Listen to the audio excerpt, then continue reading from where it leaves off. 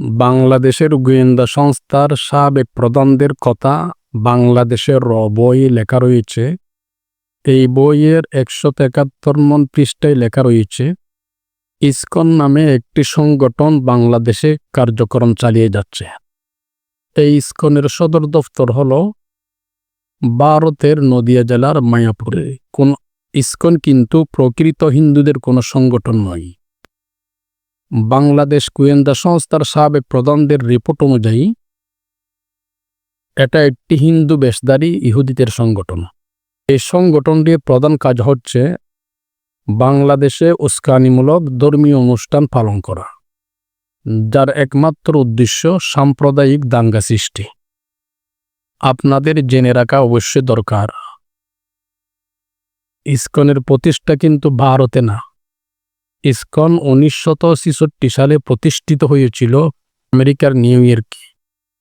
ইসকনের প্রতিষ্ঠাতা হল স্বামী প্রভুপাদ। অবাক হওয়ার মতো বিষয় হল, ভারতের কোনো হিন্দু শিক্ষালয়ে লেখাপড়া করেননি।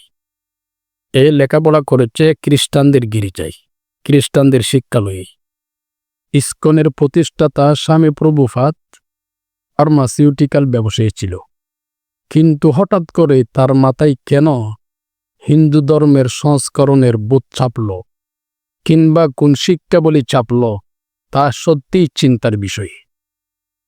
এই স্বামী প্রভুপাদ নতুন ধরনের হিন্দু সংগঠন ইসকন চালু করতেই প্রথমে বাধা প্রদান করেছিল মূলধারার সনাতন হিন্দুরা। অধিকাংশ হিন্দুরাই তার বিরুদ্ধাচরণ শুরু করেছিল, কিন্তু সে সময় স্বামী প্রভুপাদের পাশে এসে দাঁড়ালো স্টিলসন জোড়া, হার্বে কক্স, লেরিসিন ও টমাস হপকিন্সের মতো বড় বড় ইহুদি খ্রিস্টানদের এজেন্টরা।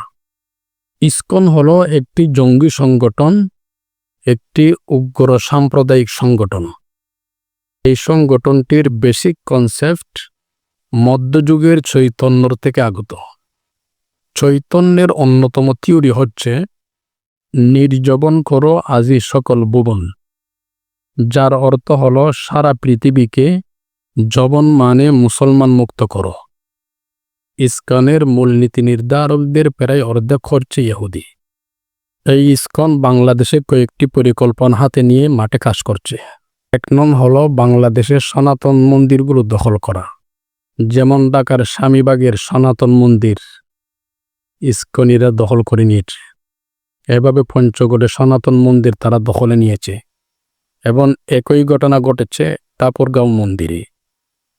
তাদের দ্বিতীয় পরিকল্পনা হল বাংলাদেশের মসজিদগুলোতে সাম্প্রদায়িক হামলা করা, যেমন ঢাকার স্বামীবাগস্থ জামে মসজিদে ১ বছর মাহে রমজানে ইসকনিরা তারাবির নামাজ বন্ধ করে দেয়। এদের আরেকটি পরিকল্পনা হল বাংলাদেশে বিভিন্ন সাম্প্রদায়িক সংগঠন তৈরি করে উগ্র হিন্দুত্ববাদের বিস্তৃতি ঘটানো, যেমন জাতীয় হিন্দু মহাজোট, জাগো হিন্দু, বেদান্ত ইত্যাদি।